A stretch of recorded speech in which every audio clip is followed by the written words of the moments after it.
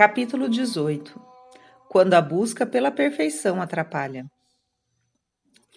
Dizeis que não ousais oferecer as vossas ações a Deus, e as perdeis quase todas, porque a ideia que tendes da grandeza de Deus, da sua santidade infinita, vos representa vivamente toda a perfeição que uma ação deve ter para ser digna dele. Ainda não sentis em vós essa determinação de tender à perfeição que encarais. A tentação persuade-vos de que, se não derdes às vossas ações essa perfeição que julgais indispensável, elas não podem agradar a Deus, e de que ele as rejeita absolutamente. Guiado por esse erro, nada ou quase nada ofereceis ao Senhor. Perdendo de vista a Deus, já não seguis senão as vossas inclinações. E é por isso que não vos sentis dispostos a vos constranger em tudo, e não vos constrangeis em nada. Semelhante princípio só pode conduzir à inação para as coisas do céu. Que cristão se aplicará aos seus deveres para agradar a Deus, para glorificar a Deus, se meter na cabeça que Deus não aceitará as suas ações se ele não lhes der toda a perfeição que ele acredita haver na dos santos? É aqui que deveis aplicar o conselho de Santo Agostinho. Fazei o que puderdes, e pedi o que não puderdes, a fim de o poderdes. Esse grande santo pensava bem diferentemente de vós, quando assim falava ao seu povo. Ele sabia que o nosso Deus, sempre um Pai terno e compassivo, que conhece bem o limo de que somos formados, vem sempre em nosso socorro para nos fortificar e nos ajuda segundo a nossa confiança nele. Não se chega de chofre à perfeição. Faz-se progresso na ciência da salvação, com o socorro da graça, consoante a providência ordinária. Como se faz progresso nas ciências naturais, pela aplicação dos princípios à prática. Esta aplicação torna-se sempre mais perfeita pelo uso mais frequente que dela se faz e pela atenção que se lhe dá. Um artista que não quisesse fazer nenhuma obra da sua arte, um orador que não quisesse empreender nenhum discurso, por não poderem ainda dar às suas obras toda a perfeição dos grandes mestres. Com razão se diria que por essa conduta insensata eles nunca chegariam a alguma coisa. Não basta conhecer os princípios, cumpre aplicá-los com justeza. Os talentos desenvolvem-se pouco a pouco pelo exercício. Antes de dar à sua obra toda a perfeição que lhe convém, fazem-se muitas obras imperfeitas. É só por um trabalho assíduo que se consegue corrigir os defeitos que se reconhecem na obra. A experiência é sobejadamente constante para que se possa duvidar disso. É pelas reflexões sobre as próprias faltas que se aprende a evitá-las. Para isso, importa ensaiar-se cedo, não se contentar com a teoria e pôr as mãos à obra. Na ciência dos santos e na prática das virtudes, além da aplicação e da assiduidade, necessita-se de um socorro particular da parte de Deus. Suponho que, pelo desejo que se tem de lhe agradar, se lhe pede a miúde esse socorro, como o artista recorre ao seu mestre. No mais, os princípios que acabamos de assentar são os mesmos. Uma alma cristã não conseguirá corrigir-se pelo simples conhecimento das regras que devem dirigi-la, mas sim pela aplicação dessas regras à sua conduta. Se ela não os aplicar, na prática nada fará para se aperfeiçoar. Admito que, oferecendo a Deus as suas ações, ela ainda não lhes dá toda a perfeição que elas poderiam ter.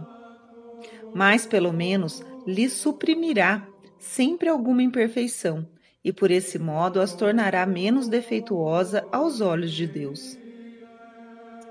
O sacrifício que ela fará a Deus desse defeito lhe tornar-se-á útil, quer pelo hábito que ela contrairá de se vencer em mira a Deus, quer pelas graças que essa docilidade às luzes do Espírito Santo lhe atrairá. Fazei, pois, sempre o que puderdes, e pedi com confiança o que não puderdes. Uma pessoa extremamente viva, fortemente apegada à sua vontade, ao seu juízo particular, nas relações que tiver com o próximo, deixar-se-á levar 20 vezes ao dia à impaciência, à impetuosidade do seu caráter. Se ela não pensar em que todas as suas ações devem ser referidas a Deus, nada será capaz de detê-la. Mas, ao contrário, esse pensamento, se ela a ele se prender, detê-la-á primeiramente nas ocasiões mais fáceis. E se noutras não a detiver inteiramente, pelo menos lhe moderará os ímpetos, lhe fará cortar muitas coisas que a caridade condena. Finalmente, se esse pensamento não tiver nenhum efeito, será uma resistência à graça, coisa de que é preciso pedir perdão a Deus.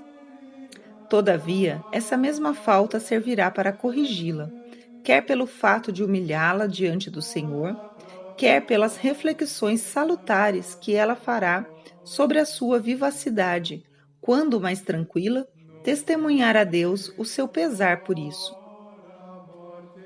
O que aqui se diz da vivacidade deve aplicar-se a qualquer outro defeito que pode tornar defeituosas e imperfeitas as ações. É certo, e a experiência o confirma, que resulta sempre um bem dessa referência das próprias ações a Deus. Este pensamento, é para Deus que eu quero agir, não pode deixar de produzir uma impressão salutar, não pode deixar de animar a evitar os defeitos que pode insinuar-se na ação, de sustentar, enfim, no combate que se tem consigo mesmo. Por pouco fiel que sejamos a essa prática, experimentaremos que tornamos as nossas ações sempre menos defeituosas, que de dia para dia as tornamos mesmo mais perfeitas pelo socorro das graças que recebemos. Deus nunca deixa sem recompensa a boa vontade que lhe testemunhamos, empregando os meios que ele nos designou para nos tornarmos melhores. Andai na minha presença, diz ele a Abraão, e sereis perfeitos. Andar na presença de Deus é referir a ele todas as nossas ações. Mas, finalmente, quando eu oferecer a Deus a minha ação, na qual se insinuarão muitas negligências e mesmo faltas, posso lisonjear-me de que essa ação tão imperfeita me seja de alguma utilidade e de que o Senhor queira levá-la em conta? Suponho que, quando se oferece a Deus a sua ação, por mais temor que a experiência suscite, não se está na determinação de cometer as faltas que se prevêem ou que se temem. Se no curso da ação nos tornamos fracos, frouxo, tíbio, negligente, infiel, sem dúvida Deus não olhará as nossas negligências e as nossas faltas, senão para nolas exprobrar. Mas as suas exprobrações serão as de um Pai terno que tem compaixão da nossa fraqueza. Elas vos animarão a precaver-se contra a covardia a que destes ouvido. E por um efeito dessa misericórdia infinita, de que usa nosso respeito, ele receberá o bom desejo que lhe houverdes mostrado, embora a execução dele seja tão imperfeita. Uma alma cristã reconhece então com humildade a sua fraqueza, a sua inconstância, reanima a sua confiança, o seu amor, redobra as suas preces na esperança de que Deus lhe dará mais graças para se tornar mais fiel. Guardar-se-á bem de abandonar, seja lá quando for, os meios que lhe podem ser úteis para se corrigir. Repitamo-lo sem cessar. Ela faz o que pode, pede o que ainda não pode, sempre na confiança de que esse meio, que vem de Deus, se não tem hoje todo o efeito que deve ter, tê-lo-á dentro em 1 mês, tê-lo-á enfim certamente, se ela não o desprezar e se for constante em empregá-lo. Capítulo 19. Quando cessam as consolações. Uma alma que Deus, por uma providência particular, conduziu durante algum tempo pela trilha de uma devoção sensível, acha uma razão de desânimo que ela acredita muito bem fundada, que Deus venha mudar de conduta a seu respeito, e já não a toca mais sensivelmente. É por falta de reflexão que ela cai nessa armadilha. Acaso pensa uma alma cristamente quando se entrega então ao abatimento e ao desânimo? Será por essas doçuras, por essas consolações sensíveis, que ela serve a Deus? Em si mesmo e por si mesmo, Deus não merece nada? A posse de Deus e as recompensas eternas, que são prometidas à fidelidade, não fazem nenhuma impressão sobre ela para sustentá-la? Se assim fora, e se ela o reconhecesse, deveria bendizer a Deus por haver retirado essas graças sensíveis, pois seria muito de recear que só a si mesma ela houvesse procurado no serviço de Deus e houvesse inteiramente esquecido a glória que Deus queria aurir dela. Portanto, se então ela carece de firmeza nas suas resoluções, é que, perdendo de vista a Deus e não sendo mais atraída por essa doce sensibilidade, o seu coração não está num exercício frequente de fé, de esperança, de amor, de gratidão, de desejo de ser todo de Deus. Ora, se o seu coração permanecer na inação em relação a Deus, ou se dissipará procurando satisfações naturais, ou incidirá na pusilanimidade e perderá todo o ânimo. Para vos sustentardes em qualquer estado em que vos acheis, deve ser a fé o vosso recurso. Ela será a vossa força e o vosso consolo. Se a sua luz vos alumiar e vos conduzir, vos fará enxergar as ciladas e vos dará os meios de evitá-las. A conduta de uma alma fundada na fé é bem mais segura do que a conduta de uma alma fundada nas consolações. Na primeira, os princípios aparecem sob o mesmo aspecto, sempre seguros e inabaláveis. Fundam-se na verdade e na revelação. Facilmente se tiram deles as consequências que se devem pôr em prática e os meios que se devem empregar para ser bem-sucedido. Destas verdades, que Deus, Criador do universo, é o soberano Senhor, o fim último das criaturas, que só as pode ter criado para a sua glória, que morreu para lhes proporcionar uma vida eternamente feliz. De tudo isso, claramente se conclui que é preciso obedecer-lhe, referir-lhe tudo o que depende de nós, amá-lo acima de todas as coisas, seja lá como for que ele nos trate. Estas verdades achamo-las sempre na religião, desde que queiramos. Ela nos fala sempre a mesma linguagem.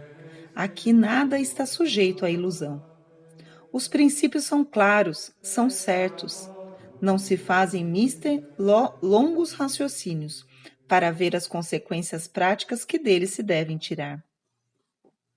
Pelo contrário, a devoção sensível está sujeita à ilusão. Pode-se tomar uma naturalíssima ternura de coração por uma consolação do céu.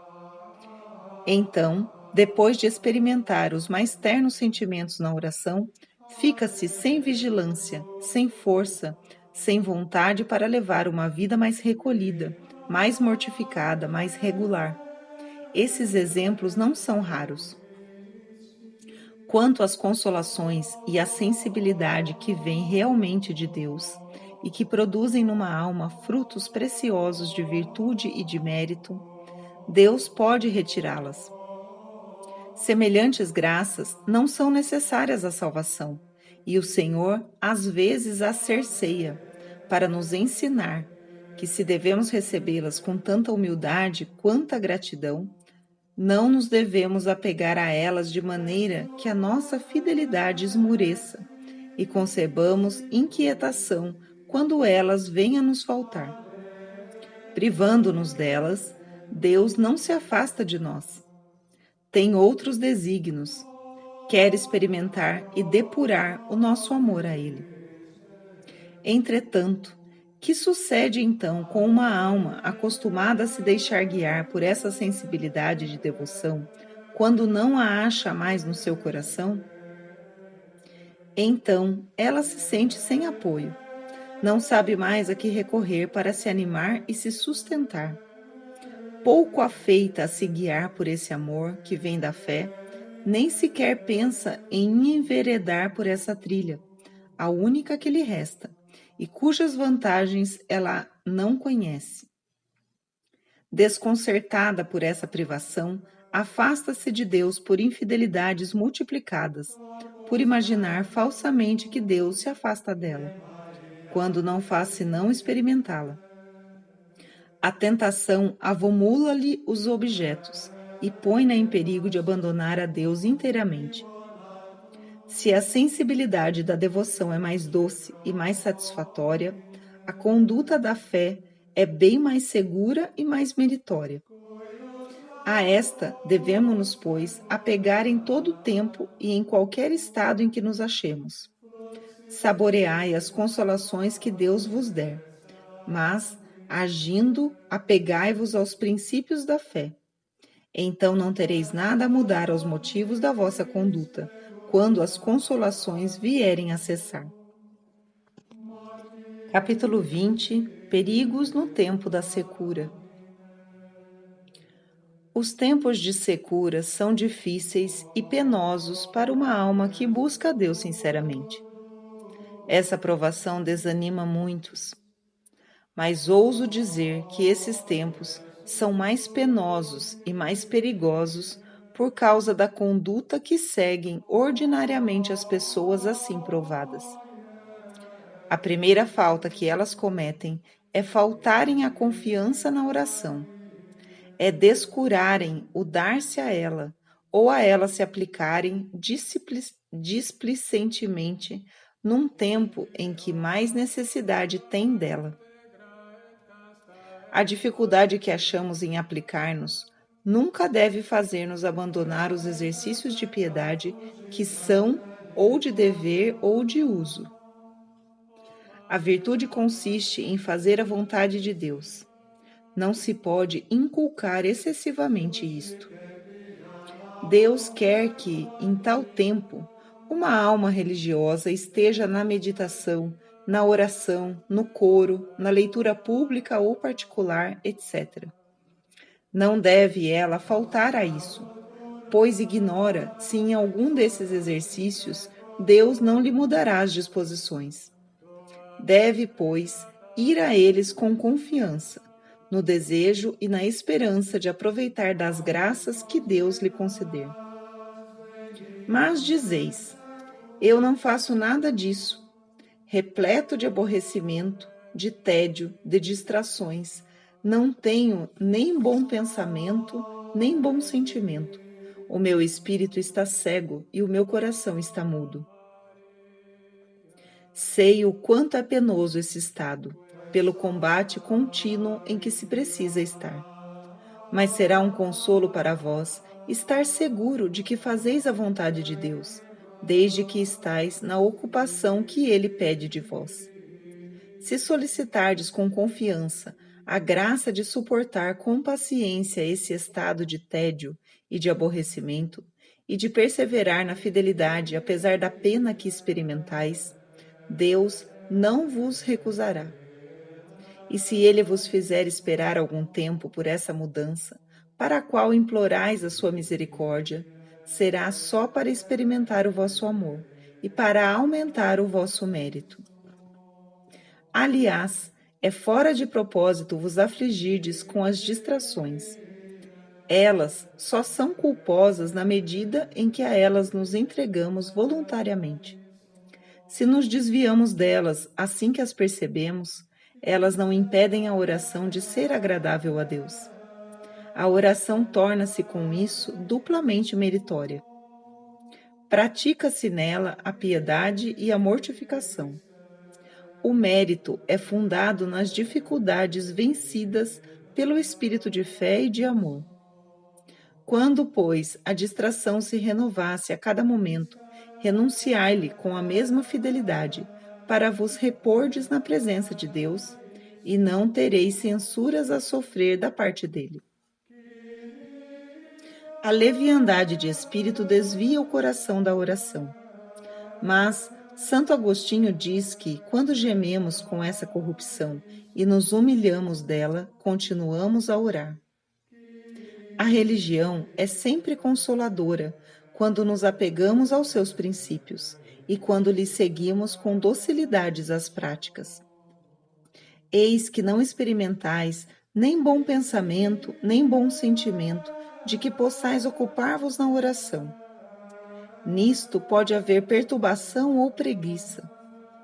Perturbamo-nos com o nosso estado, e desde que a perturbação se apossa de uma alma, esta já não reflete bastante para achar os meios de se sustentar. A perturbação escurece as luzes. Não nos detemos em nenhum dos meios que entrevemos, e que passam rapidamente pela mente, porque não os consideramos suficientemente para aprendê-los e os pôr por obra. Na perturbação, o temor prevalece, o coração se angustia. Ela quase não deixa lugar aos dons que Deus está disposto a nos fazer, e assim opõe obstáculo à sua liberalidade. A preguiça faz com que não nos demos o trabalho de refletir sobre as máximas da fé, para as aplicarmos, que nos cansamos de combater, pela pena que nisto achamos. Em breve, imaginamos que combater com perseverança é uma coisa acima das nossas forças. Deixemo-nos levar à negligência, que torna ainda mais penosos esses santos exercícios, ou os abandonamos inteiramente. Não é muito difícil remediar essas falhas. Deveis estar certo de que esse estado não é mau em si mesmo, que nesse estado podeis ser agradável a Deus e adquirir muitos méritos para o céu, como já vos fiz notar. Por que, pois, vos perturbardes com isso? Se só o céu buscais, encarai o vosso estado como um bem, visto que ele vos pode conduzir a ele, e conduzir-vos a ele mais seguramente do que um estado mais agradável à natureza e ao amor próprio. Alargai o vosso coração por motivos de confiança que a religião vos fornece, para receberdes o socorro de Deus. Aceitai da mão do Senhor esse estado penoso, suportai-o com paciência por todo o tempo que a Deus aprouver vos manter nele. Oferecei-o, enfim, em espírito de penitência e de satisfação. Não há alma que não possa e que não deva humilhar-se diante de Deus, submetendo-se aos rigores interiores que experimenta. Esses santos pensamentos vos apegarão a Deus. O vosso próprio estado vos fará nascer. Desde que a perturbação e a inquietação não mais vos ocuparem, volvereis os olhares para o céu, de onde o socorro vos deve vir. A meditação torna-se outro motivo de inquietação. E eis aqui a cilada que a tentação vos arma, para vos tornar penoso esse santo exercício e impedir-vos de aproveitar dele. Essa tentação também vos desvia da vontade de Deus, impedindo-vos de seguir o atrativo que ele vos dá, para vos apegar à vossa vontade por uma maneira de meditação que é da vossa escolha e que Deus não vos dá. E isso contra a máxima geralmente aprovada de que em tudo, e mormente na meditação, devemos seguir o atrativo de Deus. Se Deus conduz uma alma à meditação por vistas de várias virtudes, enquanto uma primeira vista a ocupa, não deve ela desviar-se dela. Desde que essa já não a ocupa mais, deve ela prender-se àquela que Deus lhe apresenta. Mas, como se fosse necessário só se ocupar de um único objeto, e como vários não pode ocupá-la utilmente, ela se desvia desse atrativo para se obstinar no primeiro assunto, que não lhe fornece mais nada. E querendo fazer a sua vontade contra a vontade de Deus, não pode ocupar-se de coisa alguma útil. Deus atrai outra alma por meio de reflexões seguidas sobre as grandes verdades da religião. Quer que ela as aprofunde para fazer uso delas na sua conduta. Mas não foi esse o plano que ela formou para si. Quereria ser toda sentimento por Deus. Só se compraz nos afetos, e as reflexões a aborrecem. Saia então da trilha que o Senhor lhe marcou. Escolhe outra onde não o acha.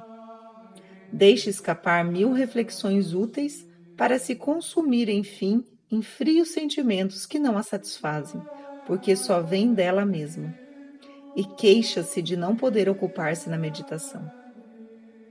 Uma terceira alma quereria seguir o método comum da meditação.